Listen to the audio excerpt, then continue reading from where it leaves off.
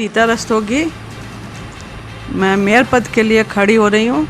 मैं सब लोगों से अपील करूँगी कि मुझे ज़रूर से चुने, ताकि मैं क्या काम कर सकती हूँ क्या नहीं कर सकती हूँ वो आप लोगों को करके दिखाऊँ। जो पहले कोई काम नहीं होता उसको मैं अच्छे से अच्छे रूप में करके जनता के सामने ला कर दिखाऊँगी कि कैसे समाज को साफ़ सुथरा शहर को रखा जाता है और क्या क्या किया जाता है।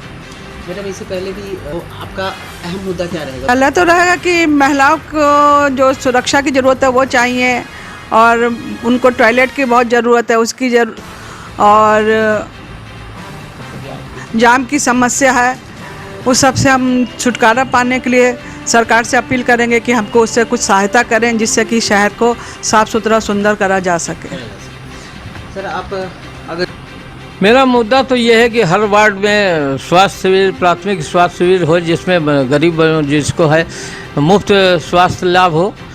दूसरी चीज़ की जो शिक्षा की व्यवस्था है, जो लोअर क्लास तक के लोग हैं नहीं पहुंच पाते हैं, उनके लिए प्राथमिक शिक्षा केंद्र जो है ज़रूर खोला जाए। तीसरी बात यह है कि जो महिलाओं के लिए बात है, महिलाओं और पुरुष के लिए कोई पूरे पटना में कहीं भी ढंग से शौचालय की व्यवस्था नहीं है, जिसके कारण जगह तक गंदगी ज़्यादा फैलती है। उस सबसे बड़ी बात है कि उसका निर्माण किया जाए। और जो सुरक्षा की बात है तो वो तो हम लोग के कार्यक्षेत्र से बाहर है, लेकिन ये ज़रूर है कि हम सरकार पर दबाव बना के रखेंगे कि शहर में महिलाओं को विशेषकर सुरक्षा प्रदान किया जाए, जिसके लिए जो भी उपाय हो, जो ऐसे टोल फ्री नंबर होता है, कॉल फ्री होता है, उनके लिए स्पेशल वेबसाइट खोला जाता है, ये सब खोलने की व्यवस्था होगी, जिससे महिला आराम से शहर में गुजर सके, बसर कर सकते हैं। एक अपील जनता से क्या कहना चाहेंगे चुनाव के रिगार्डिंग? चुनाव के रिगार्डिंग कहना क्या है कि उनको सोच समझ के चुनाव देखना चाहिए, कौन आदमी को कैसे औरत को है। अब एक पढ़ी लिखी महिला, अगर एक पढ़ी लिखी महिला आती है तो निश्चित ही उसके सोच का, उसका काम करने का ढंग फर्क होगा।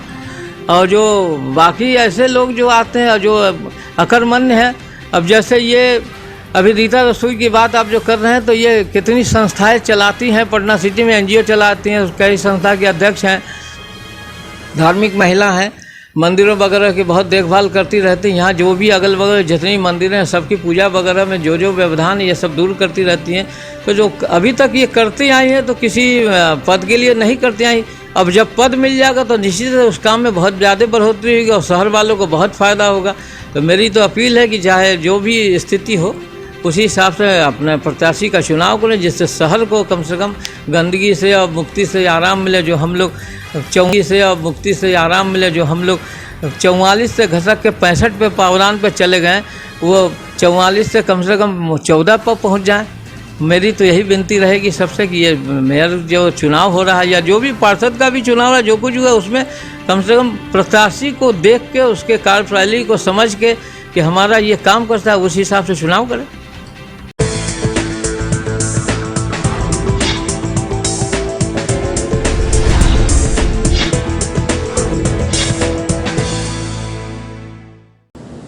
अगर आप ये वीडियो फेसबुक पर देख रहे हैं तो हमारे पेज को फॉलो करें, और अगर आप ये वीडियो यूट्यूब पर देख रहे हैं तो हमारे चैनल को सब्सक्राइब करें, और आगे आने वाली वीडियोस को देखने के लिए नोटिफिकेशन के आइकन को प्रेस करें।